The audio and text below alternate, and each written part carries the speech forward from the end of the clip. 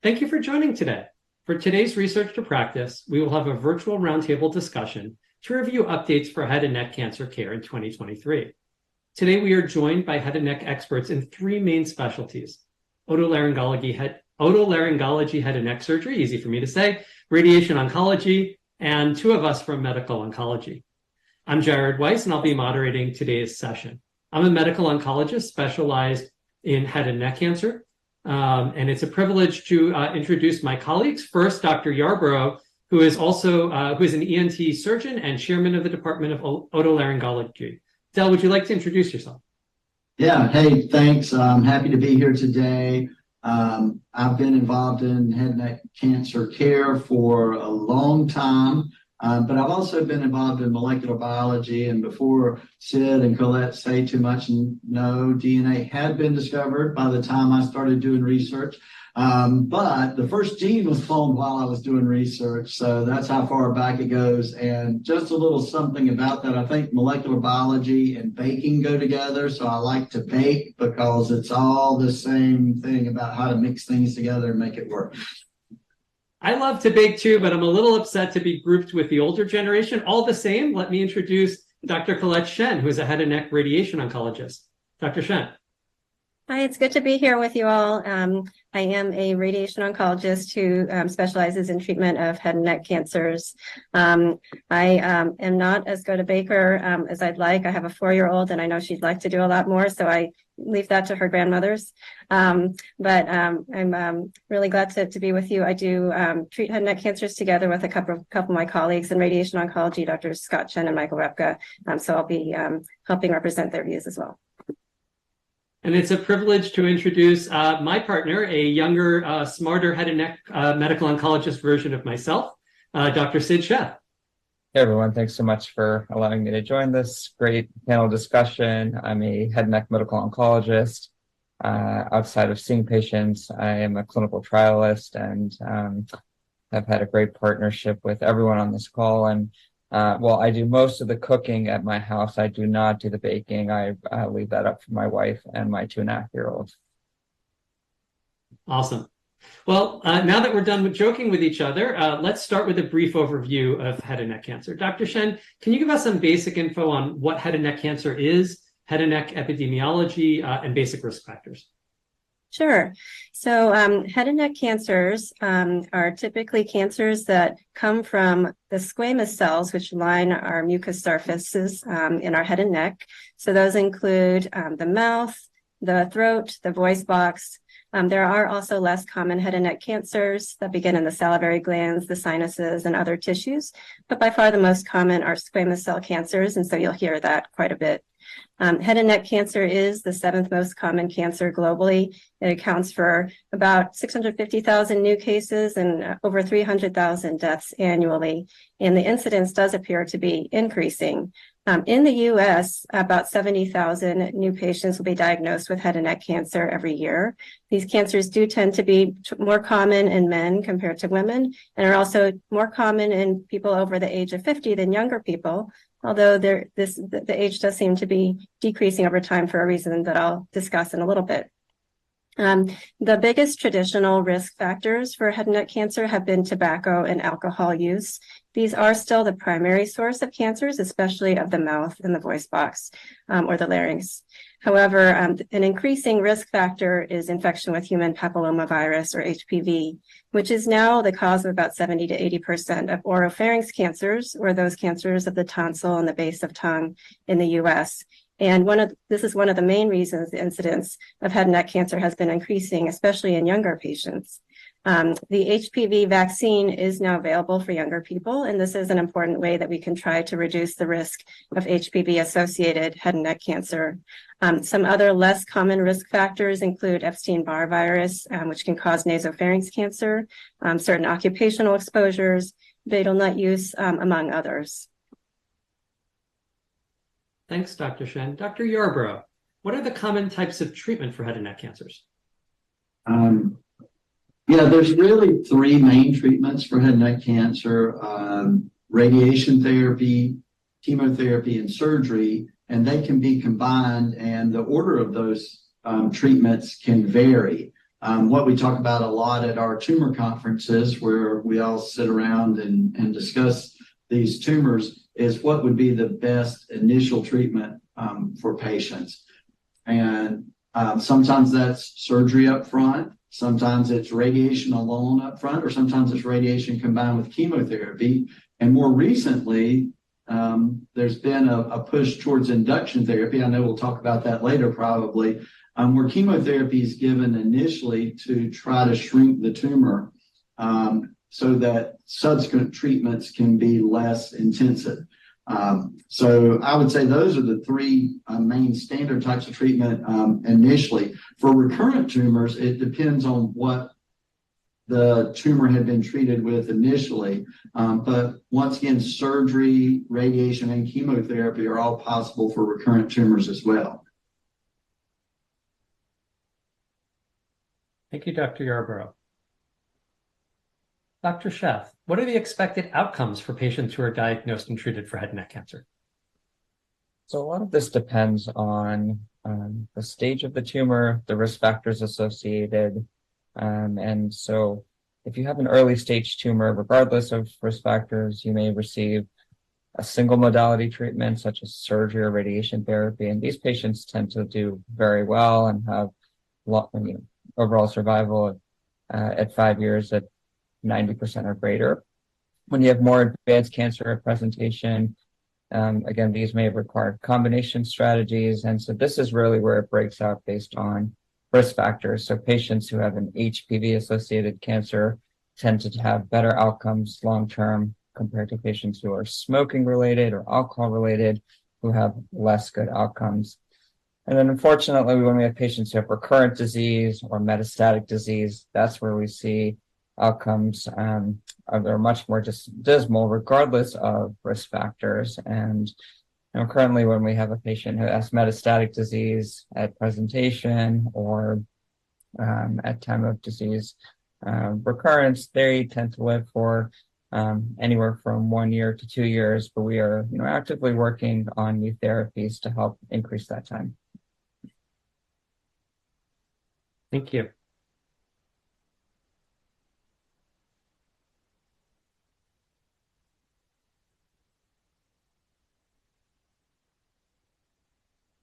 Great. Next, let's talk about what's new and exciting in head and neck cancer for 2023. We'll each get a stab at this, but let's start with the senior member of our team, Dr. Yarbrough. Thanks, Dr. Weiss. Yeah, it's a really exciting time for head and neck cancer, as with a lot of cancers. There's a lot of new innovations coming about that can decrease side effects for patients, decrease long-term morbidity, and maintain or increase cure rates. And we're working on a lot of those here at UNC from different angles.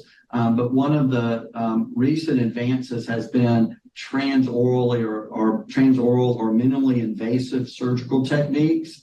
The robot has recently become more popular and more available, particularly for pharyngeal tumors, and particularly for HPV-associated pharyngeal tumors. The robot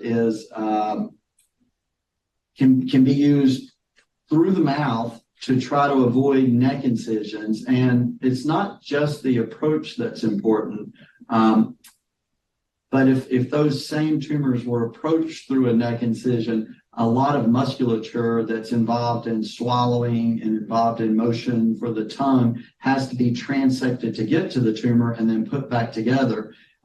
Whereas if you use a robot, which basically improves visualization through a small opening like the mouth, and able to maintain adequate resection margins, but also can maintain all of those muscles that would otherwise have to be cut so that function long-term can be better.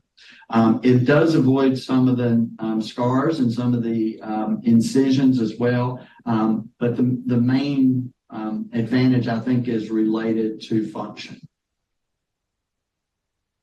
Thank you, Dr. Yarbrough. Dr. Sheth. Yeah, it's a really exciting time in the field. I think for me and for all of us on this call, one of our major goals for all of our patients is to help them live longer and to give them the best possibility of their cancer not to come back. And so one of the ways we're working to improve upon this is to bring new strategies earlier on in patients' treatment, and particularly in patients who have an attempt to have curative therapies. And so the way we're doing that, and exciting as a trialist and as someone who gives systemic therapy, is to give chemotherapy or targeted therapies or immunotherapy prior to surgery or radiation therapy. We're also looking at novel combinations, such as giving immunotherapy with radiation therapy, for example, prior to surgery. And so all of these just different sequences, while we're learning about them and trying to get data to figure out what the best combinations and sequences are, we think are really kind of the next step to move the needle to improve outcomes for our patients. Excellent. Dr. Shen. Yeah, so, as I mentioned, one of the increasing types of head and neck cancer is HPV-associated oropharynx cancer. And one of the exciting directions we're moving in is finding ways to potentially decrease the amount of treatment that's needed for these HPV-associated oropharynx cancers, but still maintaining the effectiveness of treatment for them. Fortunately, these HPV-associated cancers do tend to be more effectively treated than non-HPV-associated cancers. And so we at UNC have, as well as many other institutions across the country and the world, have been looking at ways to identify these less intense treatments. You may also hear about them as de-intensified or de-escalated treatments, and still making sure that they're equally effective in treating the cancer, but also decreasing the short and long-term side effects that patients experience. So I think that's a really exciting area that we're moving in. Related to that is the use of novel biomarkers to assess treatment response, and also be able to monitor for cancer recurrence after treatment. For HPV-associated cancers, there is increasing use of a blood-based biomarker that can potentially help detect the level or presence of HPV cancer. And then, Dr. Yarbrough, for example, and other groups are also looking at other biomarkers of these types of cancers. And so we're excited to be continuing both cutting edge research as well as clinical care in this space at UNC. Yeah, so in listening to my colleagues, I hear two interesting themes. One is extraordinary modesty, not something we're normally accused of, but UNC really led the first simple de-intensification efforts.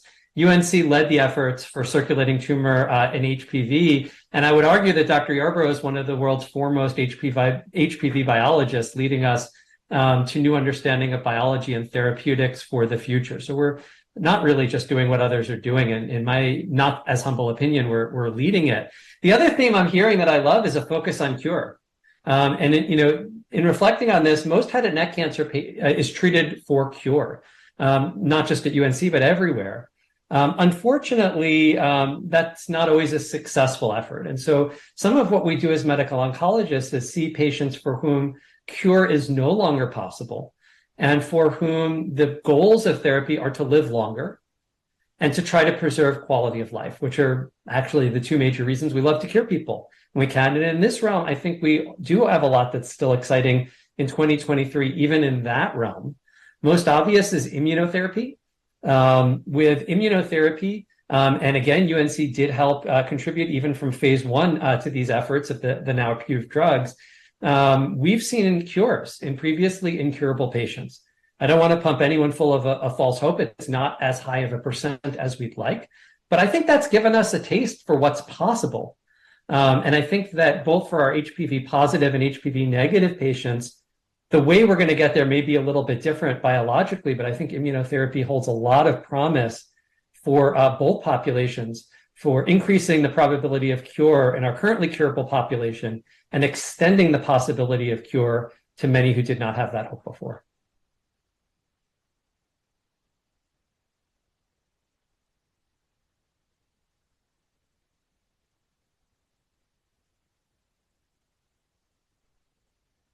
Great. Well, then let's move on to the hot topics in head and neck cancer for 2023. We'll start first with Dr. Sheth.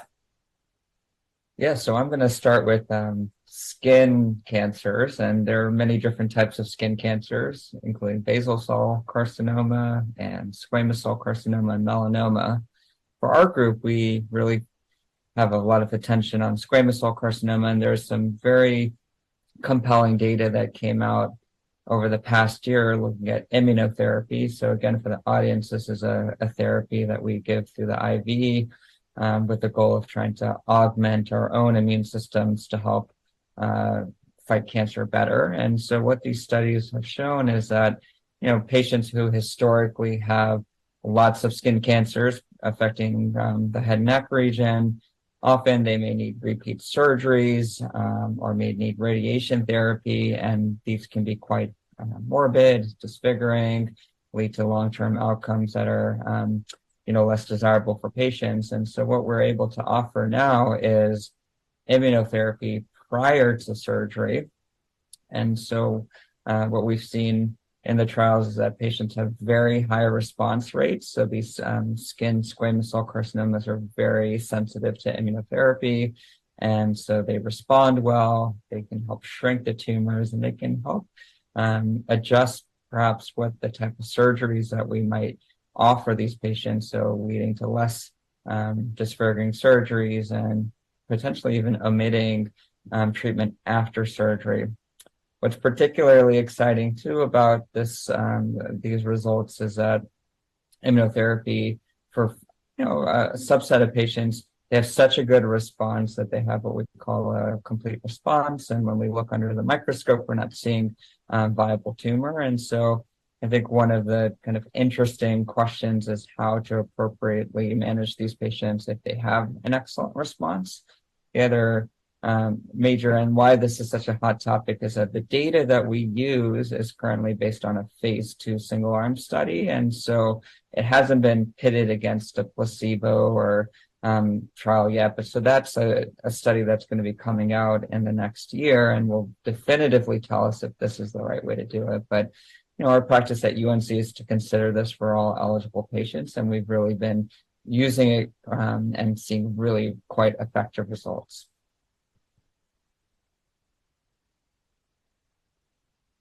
I need to unmute. Thank you, Dr. Sheth. Dr. Shen. Yeah, so I think in terms of hot topics, certainly de-intensified treatments for HPV cancers, as I mentioned earlier, remains a very hot topic. In addition, I'll piggyback on a little bit of what Dr. Sheth was talking about with immunotherapy, and not just for skin cancer, but in general. I think, finding where one of our field's greatest challenges is finding ways to incorporate effective immunotherapy for head and neck cancer patients. And so one of the ways we've been trying to do that is combination therapies with radiation and immunotherapy, with the idea that some of the effect of radiation locally on the cancer can potentially help synergize or stimulate a better response to immunotherapy. And so one of the exciting areas is ways to use that combination, whether together for cancer that has recurred or metastasized. We have a phase 1 trial that we are participating in at UNC for patients with recurrent or metastatic cancer with a combination of radiation or stereotactic body radiation, a very focused radiation, together with immunotherapy. And there was also this year published a pretty exciting study of combination of radiation and immunotherapy prior to surgery for head and neck cancer. And so these are some of the very exciting ways that we're trying to use these combination therapies. That humility again. I cannot let you off the line without asking you about R3, because I think that this is one of the more exciting things coming down the pike. I realize we probably won't have an approval in 2023, but still, it's a hot topic, and you're leading one of the global efforts. So I have to ask you about this as a novel sensitizer. Sure. Yeah. So this is a very exciting sensitizer. It's a radiation sensitizer. Dr. Weiss was referring to NBTXR3, which is a nanoparticle that's a radiation sensitizer. It's exciting for us as radiation oncologists because we don't oftentimes have something that can really work to combine with our types of treatments. But this nanoparticle is something that's injected directly into a tumor and can make the radiation work about 9 to 10 times stronger locally where the nanoparticles are. So the idea is to try to enhance the radiation effect at the tumor while still not increasing, damage to surrounding tissues, and using that to really try to jumpstart and stimulate the immune response. And hopefully, even in patients who may not have responded very well to just immunotherapy alone, really try to trigger a better and more stronger response for these patients. Yeah, I'm really excited about that effort. The word abscopal, which is the idea you radiate one spot and another spot responds, has historically probably been about 20 to 1 more prominent on the podium from rad-oncs talking than rad-oncs seeing in clinic, something that surgeons and med-oncs maybe have mocked a little bit over the years. But this is an agent that both preclinically and clinically seems to be doing that, seems to be inducing a distant sting-like immune response both in the lab and in actual people. I'm really excited this is something that's going to help people. A little closer to approval, perhaps, and not a UNC effort, but something I'm very excited about is a novel class of agents, inhibitors of apoptosis. And there is an agent with randomized phase 2 data that I hope I can pick on Dr. Sheth and ask about xevinapant, if you could comment on that.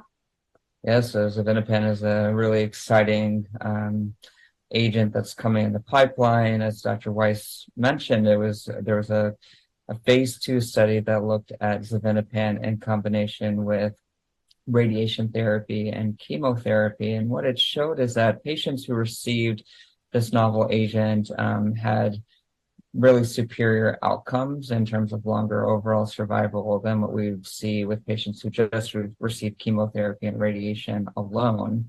And so this agent is now being studied in a phase 3 trial that's ongoing. And if the data from the phase 3 matches the phase 2 study, it may actually lead to a standard of care change and an integration of this compound into our everyday standard practice for patients.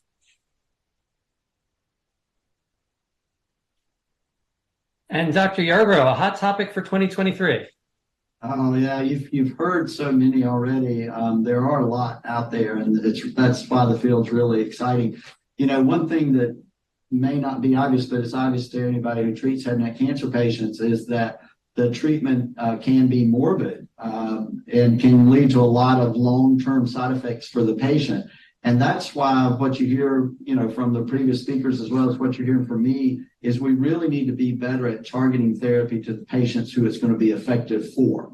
And, with xevinapant, with other treatments, sometimes we don't know exactly who's going to respond the best, immune therapy. And that's one of the things we've been working really hard on, is to try to identify some markers of response in tumors so that we can better personalize therapy appropriately for people who need it, and possibly decrease therapy for people who don't need as much therapy. And to that end, our labs worked on some prognostic markers that have been pretty remarkable in the HPV positive head and neck squamous cell carcinoma space to identify 2 subtypes of tumors. One subtype really has very good response and cure rate. The other has less good, but still decent cure rate and response rates. And because of that, we're wanting to push forward using those markers to determine who may need more aggressive and who may tolerate less aggressive therapy. I think this is going to be a huge breakthrough for us as we try to figure out who's the right people to treat with the right drugs and how to treat them. And then the other things, you've heard some of the remarkable things, is how do we combine our therapies to make them work better? And novel therapies, the inhibitor apoptosis is a great example. The nanoparticles are a great example, but there's others coming down the road too, especially partnering with immunotherapy. And so I think it's going to be a really exciting time over the next several years.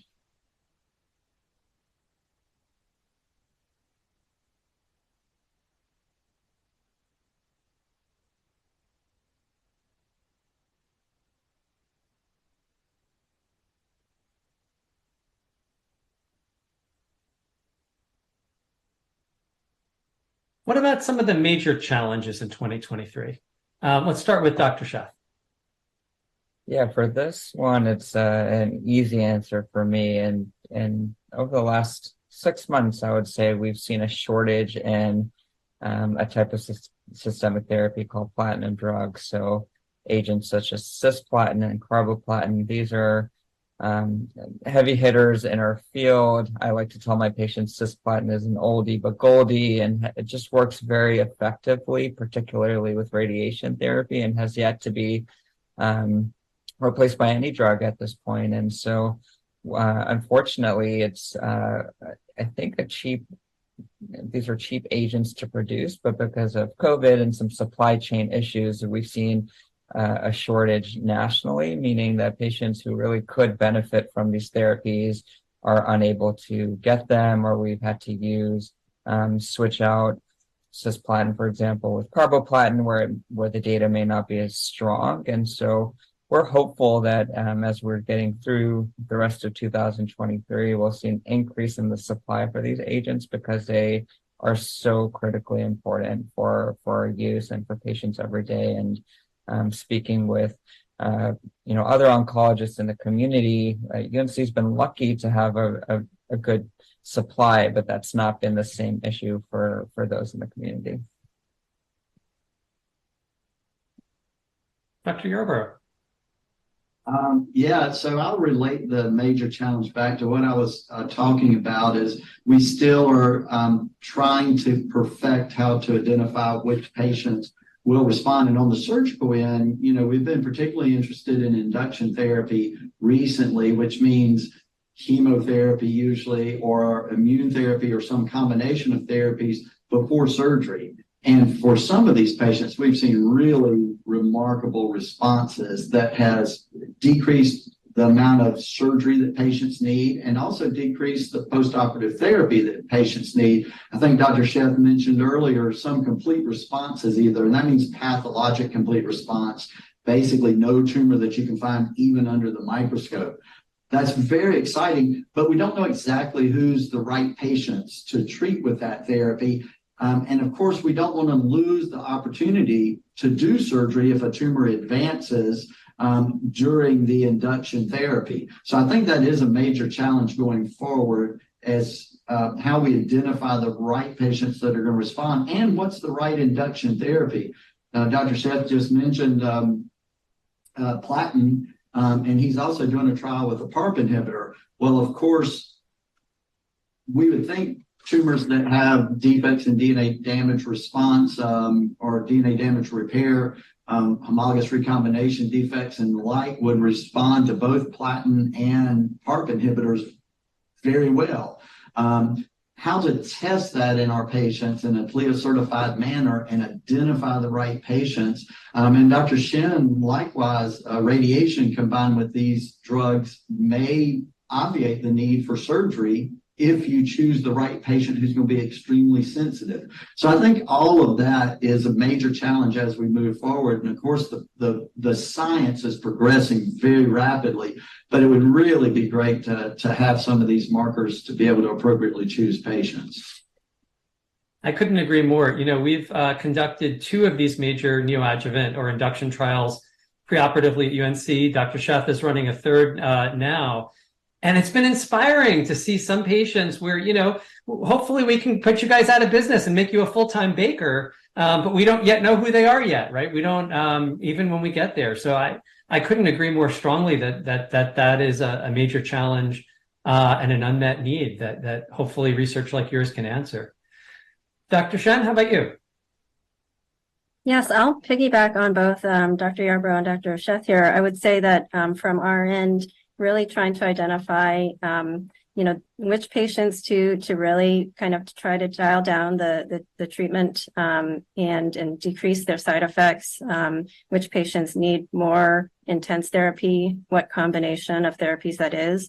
From a radiation standpoint, it's very effective for many head and neck cancers, but it also creates a lot of toxicity. And so that's why we're kind of looking at these different combinations of induction chemotherapy, or, patients who do or don't need surgery, patients who may not need surgery with radiation, or vice versa, patients who may be able to just have surgery. We are trying to identify patients that we can decrease the dose of radiation, in particular for those with HPV positive cancer, where we can still give a curative dose, but decrease the side effects. So I think that, how to select those patients appropriately is a challenge. I think how can we effectively treat the patients with HPV negative cancer where we can't decrease the dose is also an important challenge. And I know Dr. Sheth also has a study where he's looking at those combinations of induction chemotherapy with some of these novel agents together with radiation to try to achieve better outcomes for those patients. I will just return back really quickly to Dr. Sheth's challenge of the platinum shortage. We are running at UNC. We're participating in a global phase 3 trial with the nanoparticle that we mentioned earlier. And in this particular study, it's being evaluated, the nanoparticle together with radiation alone in older patients who aren't able to have cisplatin therapy, as potentially a way to use the nanoparticle to serve as that radiation sensitizer in place of cisplatin. So that is a potential option that we might be seeing down the road for those patients who can't have cisplatin, and may also be an option, especially with the cisplatin shortage right now.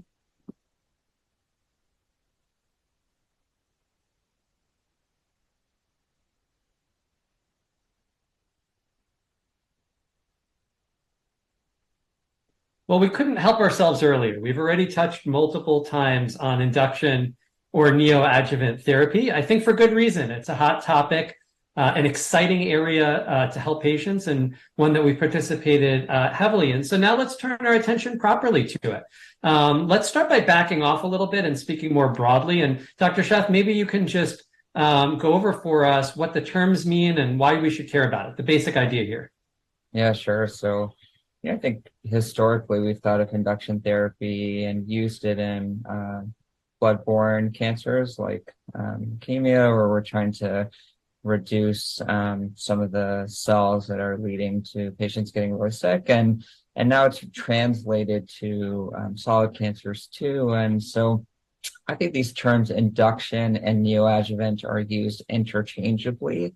I love to correct my colleagues when that happens, and maybe I'm a purist for wrong reasons, but I tend to think of induction as a therapy, particularly systemic therapy like chemotherapy or immunotherapy that's used prior to radiation-based therapies. And I think of neoadjuvant therapy as systemic therapy that's given prior to surgery. And so whether or not everyone agrees with that, I guess open to discussion, but certainly there's so much emerging data in head and neck cancer, as well as in other solid tumors, showing that there is a place for neoadjuvant induction therapy prior to more definitive curative therapies that we've used in the past.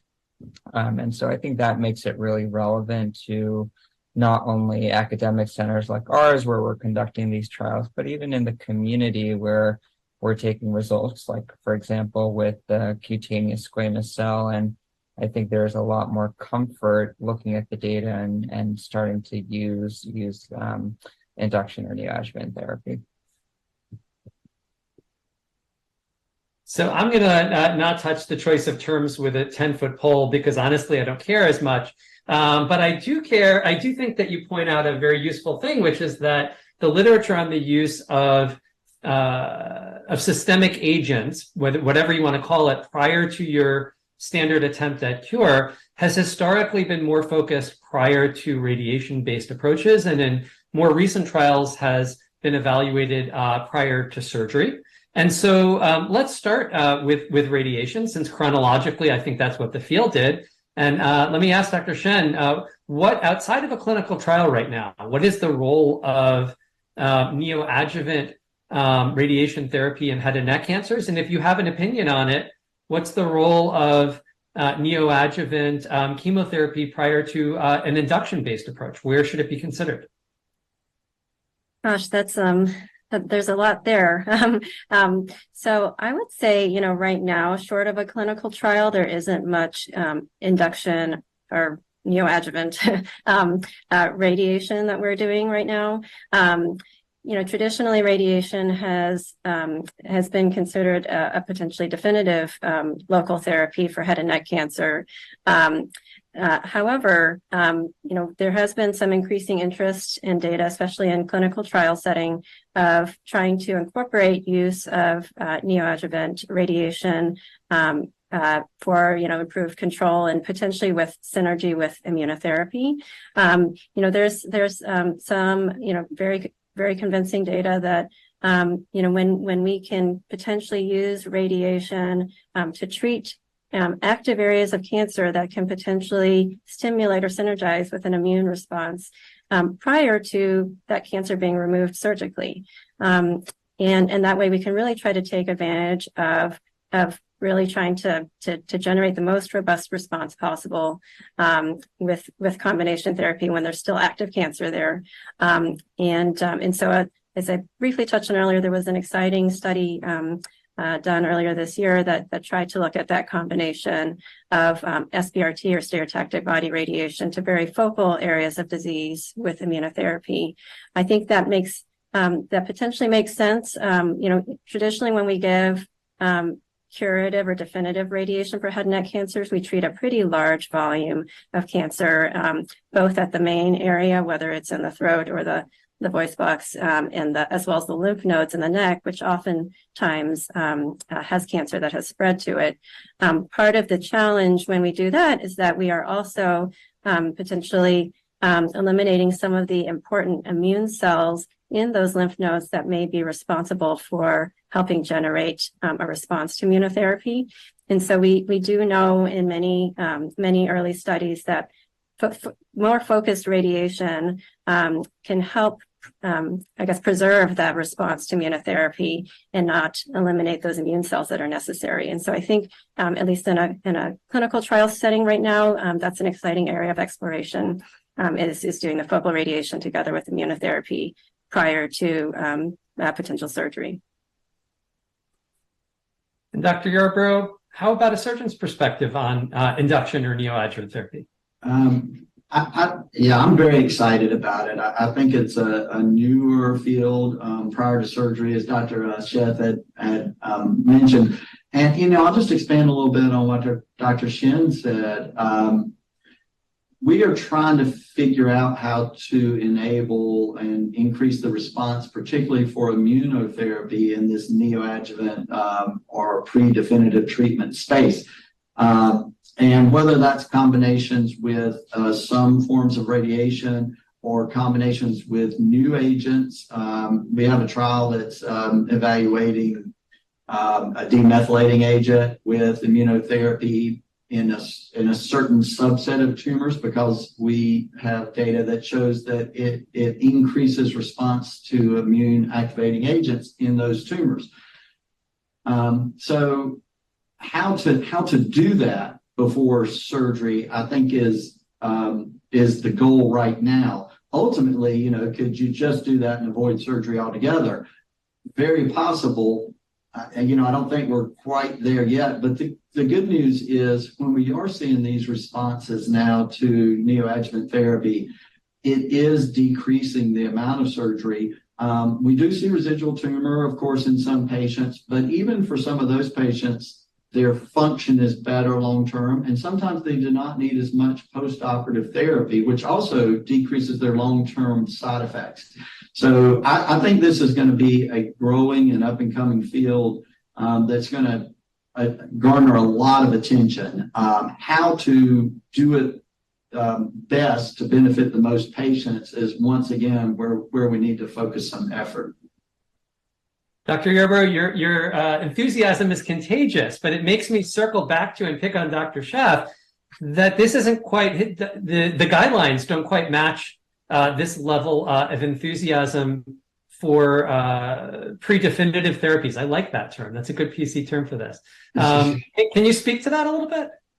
Yeah, I'd be happy to. And I think it's really important to give credit where it's due. And there have been investigators in the United States as well in Europe and elsewhere that have looked to do induction therapy in in the past, and so in the 90s and 2000s. And so, why did these studies, these were large phase 3 trials that failed? Why was that the case? I think part of it is the regimen that was used. And so something called TPF, I'm not even going to tell you what that means, because I was a trainee of Dr. Weiss, and he said he'd disown me if I ever used that. So, but those were terribly toxic regimens, and patients had a lot of bad side effects. Many patients died with those regimens. And so ultimately, it was very challenging to recruit patients onto these trials and to really answer the question of, are they superior or not? I think what we learned from those trials, though, is that there are subsets of patients that benefit from induction or neoadjuvant therapy. And so that has allowed, over the past 2 decades, investigators like us to continue to study these therapies and to see, can we now replace them with more effective and better tolerated therapies in the pre-definitive space. And so, I think UNC has been a leader with that, and many places around the country as well that are continuing to evaluate this question. Yeah, so we, amongst others, have done work investigating less toxic regimens, right? I think the philosophy here is that, for horrible toxicity that led to cure, otherwise known as decades of quality life, I think we and patients might be on board for that. To me, one of the weaknesses of those trials was that it wasn't just short-term pain for long-term gain. It was short-term pain that led to lack of feasibility for the real curative therapy, be it surgery or radiation. And in a modern era, I think there are regimens that, we don't have randomized studies, but in my opinion, after now probably a dozen phase 2s on the same platform, seem to have a higher response rate and certainly dramatically less toxicity and greater feasibility of subsequent therapy. So now that I've completely led the witness, Dr. Sheth, can I ask you to talk about what kind of regimens a community oncologist, together with their radiation and surgical partners, might consider out in the real world, outside of a trial, if they want induction therapy? Let's say if a patient with very, very advanced disease and you don't find the chance of cure high enough, or maybe you need more time to buff that patient up and plan their radiation, whatever it is, if the decision is made that something neoadjuvant or induction is in the patient's interest, what can our colleagues think about? Yeah, so, everyone wants to get immunotherapy, and earlier, I think the fact that it's a very expensive class of agents and not approved in the curative setting yet in head and neck cancer means that if you're not on a clinical trial, you can't use it, essentially. But there are still effective combination therapies. At UNC, we've been using a combination of 3 systemic therapies, so carboplatin, paclitaxel, plus or minus a targeted therapy called cetuximab. And so we give this weekly for 6 weeks, and I've been really impressed with the tolerability. I've treated patients anywhere from 20 to 90 with this regimen, and tolerance is fairly acceptable. And so I think for a non-trial patient, getting access to these drugs are quite easy and should be approved by insurance agents, with the caveat being this platinum shortage and more difficulty with carboplatin.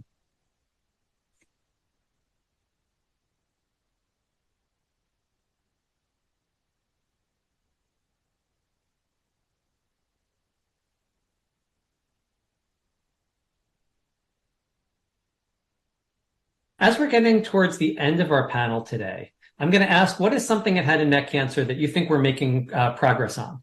And I'm going to give you license here. This can either be personally based on your individual research, efforts by others that you admire, or the field in general. And Dr. Shen, I'll start with you on this one. Sure. So I think, we really are making great progress. I think, this is a cancer that we are seeing increasing cures, as we've been talking about. And so I think our goal is really to continue to push, that cure rate, but also continue to decrease side effects for those patients who we expect to have, good long-term survival from this. And so I think that combination is something we really are making good progress in.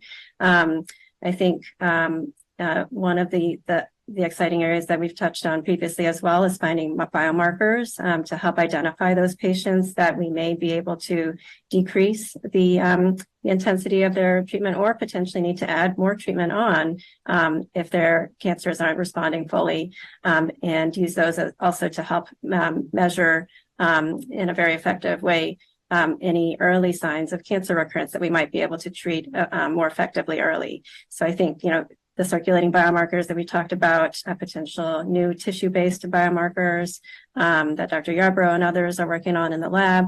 I think those are all areas that we're making great progress on, and I think are really poised to kind of improve patient outcomes, both in terms of cancer control and toxicity. Awesome. Dr. Yarbrough? Yeah, I'll just talk about a couple of things that our lab is really involved in, mostly focused on HPV-associated cancers, and we've touched on these already. One thing is how do we expand the responses of patients to immune therapy, and it really gets into some of the biology of the tumor, and trying to figure out what that tumor requires to live and to avoid the immune system. That's one of the key things that tumors have to figure out, is how do I avoid this immune system that's trying to kill me? And then we give them drugs to make the immune system even more of a killer immune system, and they try to figure out how to avoid that as well. And there's several different mechanisms, but one of the things we've been working on is how we make a tumor considered to be hot immunologically. So part of that is if we can turn on innate immunity inside the tumor cell itself and have it react against the virus or viral proteins or viral DNA. And then that tumor will send out signals to bring in the immune response. And that's one of the new treatments that we're working on in combination with immunotherapy that we're really excited about, because although immune therapy, and we've talked a lot about that today, is a great new therapy, we haven't quite figured out how to maximize its effect and how to make as many patients respond as possible. So I think anything we can do to increase that response rate just a little bit, it's going to be a big addition. The other thing is, and we've talked about this before, is how to correctly identify patients who may be able to have less therapy and maintain cure rates. And how to identify patients who may need more therapy or different therapy or novel therapies. And our lab's been pretty involved in that as well. And we have some pretty robust biomarkers that are being tested in trials now to try to determine in a prospective manner, do they predict like they have in every retrospective cohort that we've looked at, which now is about 5 different cohorts across different platforms, and some in Europe and some in North America. So it's a very robust marker that works in all of these patient groups, but we need to prove it prospectively. And once we do that, I think it'll give us a big advantage to identify who's the appropriate patients that can take less therapy and who's the patients who need more aggressive or new therapy. Thank you. And Dr. Sheth? Yeah, so I'm going to go way outside of the box on this answer here and talk about thyroid cancers, which is, another area that we all treat and I focus on as well. And specifically, a thyroid cancer called anaplastic thyroid cancer, which is exceedingly rare, but has very dismal outcomes and is probably one of the more feared cancers out there. And unfortunately, when patients are diagnosed with anaplastic thyroid cancer, it's a death sentence. The overall survival from time of diagnosis to death has been 6 months, but there's been a lot of now new emerging data that has come out showing that immunotherapy, some targeted therapies can help extend the life for these patients, as well as looking at some of the sequencing data and identifying certain markers specific to the cancer that might help use targeted therapies to fight mutations. And so, at UNC, we've worked really, really hard over the past few years to come up with a dedicated anaplastic thyroid cancer team. We're working to open new clinical trials for these patients. And, there's a lot of energy around the country with investigators to move the needle in a meaningful way to help these patients. And so, I encourage anyone who's listening to this, if you have an anaplastic thyroid cancer patient, to send to a center where there is research being done, so we can help these patients, but also really learn about their disease biology and try to give them the most effective therapies.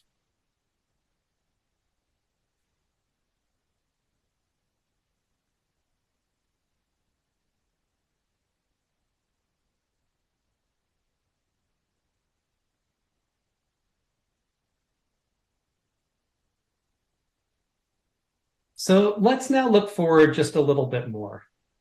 The question is going to be, and I'm going to ask it of each of you, what are you most excited about as we start thinking about 2024 and beyond? I'll start with Dr. Sheth. Yeah, I think if you've taken anything from this panel today, I hope you understand and recognize that we have a growing number of tools in the toolbox, and this wasn't always the case for head and neck cancers. It was a few chemotherapies, and if it didn't work, you were kind of out of luck. And we have an expanding array of different treatments and treatment modalities that we can now offer to patients. And for me, I think one of the most important things we need to figure out is, what are the right treatments? What's the right sequence of these treatments, and for the right patient population? So how can we use things like biomarkers and looking at tumor genomics to really understand and to give patients the right tools that we have in our toolbox? And I do think we are making meaningful impact to understand that, and we'll continue to do that in the upcoming years. Great. Dr. Yarbrough. Yeah, I mean, I don't want to sound too much like a broken record. I think what Sid said is exactly right. But also, I think I'm really excited about all the data that is out there now. And that many of the advances we have seen are coming from all the data that has been collected over the last decade or more, the molecular data, the sequencing data, and all of that is now being analyzed and put to use to try to identify subsets of tumors and who may respond to things. There's also new drugs coming out. We mentioned the inhibitor of apoptosis drug. There's an HRAS drug for tumors who have HRAS mutant disease that is not a huge portion of head and neck cancers, but some. And there's TRK inhibitors for TRK-fused tumors. I mean, you name it. And I think the more we can sliver off these groups and analyze that data to identify groups as new drugs become available for treatment is really going to be exciting. So in some ways, I'm most excited about what we don't know yet, but all the data that's out there that some smart people like the people on this call are going to figure things out to help our patients. Well, speak for yourself on being smart, but on the subject of someone else smart, Dr. Shen. Yeah, so, I think really kind of, echoing what's been said, I think, we have had years of data that have told us what the treatments should be for this group of patients based on NCCN. But I think now we're using all that data, like Dr. Yarbrough was saying, we're getting better data. We're getting, more detailed molecular data from patients. We're getting tissue-based and circulating-based data. So I think we're now in a position, instead of, using data from lots of patients being studied on trials to say, you need to have chemoradiation, or you need to have surgery followed by chemoradiation. Now we can really start being more personalized with each patient's treatment, where we can say, not just that everyone, with this stage of cancer gets surgery followed by chemoradiation, but maybe instead, okay, you have this alteration, start with this therapeutic drug, potentially followed by some local therapy, and it may not be the same dose of radiation that we used to give. It may be that as we can use biomarkers to show response to treatment, that we can give less radiation for this patient or more radiation for that patient, or that they need a combination of surgery and radiation for their local control. So I think really we are in a new era where we can start really being more individualized with patients' care because of all the data that we're getting. So for my thought on 2024 and beyond, I'm going to piggyback on that idea of personalization. I'm particularly interested in antigen and neoantigen directed immunotherapy. And by that, I mean something foreign on the surface of the cancer cell that we can specifically attack, as opposed to just turning up the stereo dial on the immune system. In the case of HPV, there are known neoantigens there because it's a virus. It's like shooting fish in a barrel in terms of knowing what's there. And as a consequence, there are multiple commercial products in clinical trials looking to do that with some positive data already in the phase 2 context and moving into phase 3 that I find really exciting for evidence for the concept. In the case of non-HPV disease, such as smoking-induced squamous mucosal cancers, it's a little bit harder because if the 4 of us and everyone on this call were to get cancer at the same time, most of the foreign stuff on the surface of the cells would be private and not shared, or in plainer English, it would be different between each of us. But here I'm really excited at the marriage of advances in genomics or sequencing with advances in bioinformatics that can predict what's there and allow us to action that with products like therapeutic vaccination and TCRs. And UNC is 1 or 2 FDA questions away from IND on a personalized vaccine to do just that in head and neck cancer with the cool name PandaVac. And then, looking to other rare cancers, Sid talked about anaplastic thyroid earlier. Some of our other rare cancers have preserved fusion genes that we might be able to action with targeted therapeutics, and we and others are working very hard on that very idea. Personally, I have tremendous interest in a cancer called nut carcinoma. But as Dr. Yarbrough pointed out to me at one of our research symposiums, one of our working research symposiums, if that basic idea works, we can turn it on other cancers such as adenoid cystic that have these preserved fusion genes for the benefits of our patients. So my answer is personalized therapy, but in this case, personalized immunotherapy is one example. So with that, we've come to the end of today's roundtable discussion. I want to first thank my co-panelists for this excellent conversation. As always, I've learned a lot from each of you. And I'd like to also thank Lineberger and the Research to Practice series for allowing us to join today.